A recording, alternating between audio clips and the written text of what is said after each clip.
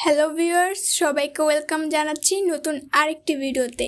আজকের ভিডিওতে আমি দেখাবো গত পর্বে দেখানো কাঁথা স্টিচ কামিজের ড্রয়িং ডিজাইনটা। আশা করি আজকে আমি যেভাবে আঁকবো আপনারা যদি সেই একইভাবে আঁকেন পুরো ডিজাইনটা আপনারা যে কেউ খুব সহজে আঁকতে পারবেন। তার আগে যারা আমার চ্যানেলটিকে এখনও সাবস্ক্রাইব করেনি অবশ্যই সাবস্ক্রাইব করে পাশে থাকা বেল আইকনটিতে ক্লিক করে রাখবেন। আর যারা সাবস্ক্রাইব করেছেন তাদেরকে জানাচ্ছি অসংখ্য ধন্যবাদ। এখন ভিডিওটি শুরু করা যাক।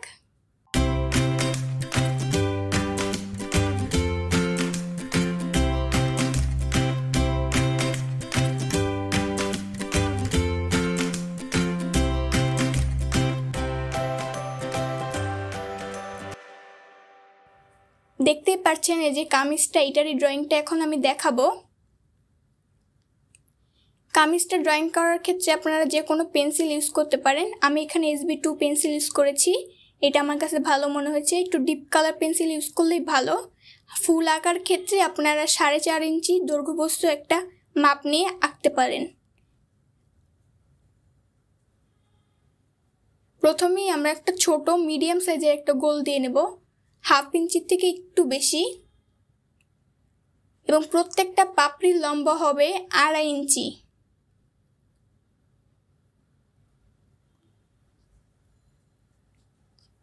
এরকম করে আমরা 5টা পাপড়ি এঁকে নিব।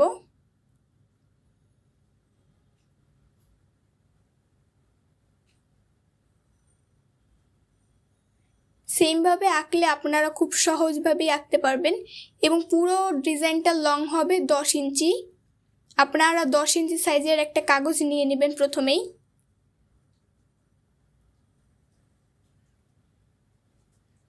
প্রথমে ফুলটা এঁকে নেবেন একইভাবে।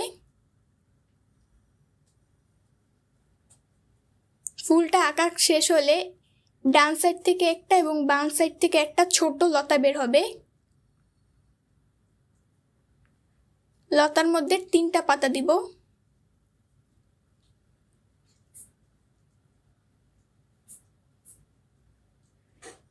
আমার ভিডিওগুলো যদি আপনাদের ভালো লাগে লাইক করতে পারেন।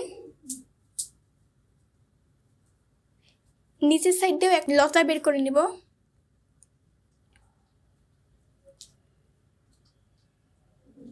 এছাড়া এটার সেলাই ভিডিওটা আমার চ্যানেলে আপলোড করা আছে, আপনারা চাইলে দেখে আসতে পারেন। আমার চ্যানেলটি ভিজিট করতে পারেন। ভালো লাগলে সাবস্ক্রাইব তো করবেনই, এবং আমার কাজগুলো কেমন লাগে আপনাদের কাছে অবশ্যই কমেন্ট বক্সে জানাবেন। এবং এই কাজগুলোর জন্য সবাই আপনার ফ্রেন্ড সার্কেল রিলেটিভ শিখতে পারে, তার জন্য শেয়ার করে দিতে পারেন।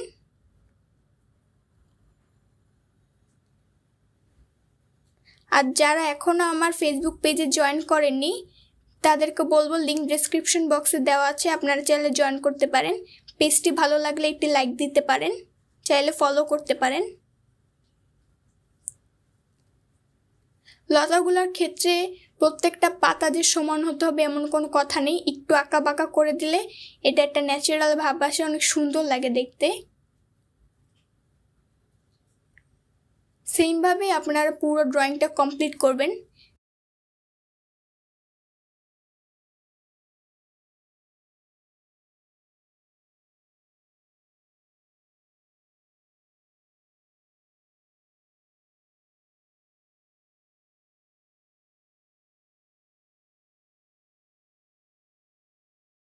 এখন আমি দেখাবো আমি ড্রেসে কিভাবে করেছি, ডিজাইনটা কিভাবে বসিয়েছি।